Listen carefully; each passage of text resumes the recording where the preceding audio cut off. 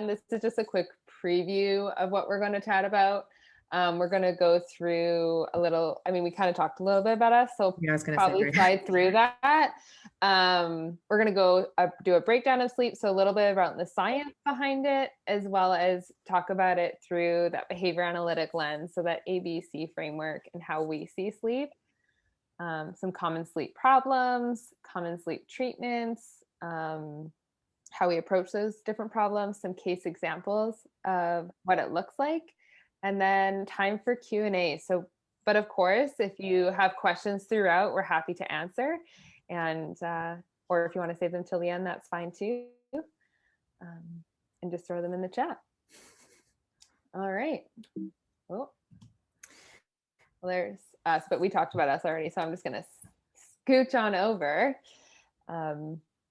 Okay, perfect. So why tackle sleep? Why should we tackle this beast? I mean, it's hard to make these changes, especially if we are tired, but it is really important.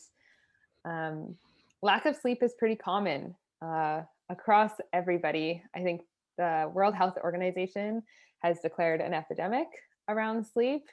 Adults are sleeping less than they did years ago, and teens are sleeping much less, and kids as well. Unsure of why, but I'm sure we can do some guesses around that. But I think just our lifestyle has changed so much in the past 50 years. And sleep is really the foundation of health. So they talk about the pillars of health. As we've learned more and more about sleep, we see the pillars there. So physical activity, eating, I'm trying to remember the other pillars, but sleep is on the bottom. Like, sleep is our foundation. If sleep isn't solid, all those other parts start to crumble as well. So yeah, that's why it's another good reason why we tackle sleep. And I mean, everybody here might know, but there's some pretty strong side effects of when we don't sleep. Sleep deprivation can mean 1 hour less than what we're supposed to get. I think today I might be a little bit, because last night I woke up and I was up for a little while. But sleep deprivation can increase irritability. It can impact our memory and learning. Our immune system can start to crumble if we're not sleeping well, attention, and so much more. So there's a lot of scary side effects when it comes to sleep deprivation. Okay. Hilary, is there anything you wanted to add? Okay. I'll let you jump in.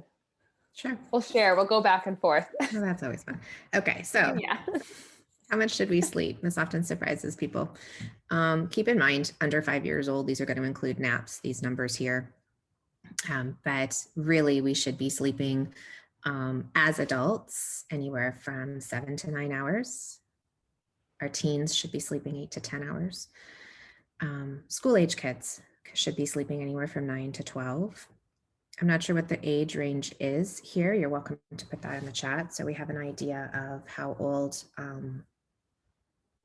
You guys don't have to say how old you are if it's your sleep problem, but if you want to throw in for your kids how old they are so we get an idea of an age range, this piece is really important. And there is a range, because some people can go about their day on the lower end. So, some kids, let's say a 7-year-old, may be okay with 9 hours sleep. Another may need 12 hours sleep. And so when we think about sleep treatment and fixing sleep, that's one of the things we need to figure out is, what's your optimal sleep duration where you can make it through your day. And you're looking at levels of irritability. You're looking at just daily functioning. Can you regulate your emotions at age level or at your ability? Are you able to attend at age level or at your ability? Often what we find is when kids are sleep deprived and then have healthy sleep, you see attention increase. You see their ability to emotionally regulate, get a little bit better. All of these things, like sleep, I feel really needs to be a part of any support package for kids in general. If they're not sleeping, fix that first, because all else will fall into place. There's actually research when you think about weight loss, for example. If you're trying to lose weight and you're not sleeping, those two things don't go together. If you are sleeping better, you will actually see better results. So sleep is one of those things that you really need to tackle first if there's a problem. The other question we usually tie into the next slide is, what does your sleep look like? Where are you at in your sleep architecture, meaning your sleep cycle? And there's a bunch of cycles that you go through. Basically, you can kind of rack them up to deep sleep and light sleep. Your deeper sleep is that restorative sleep.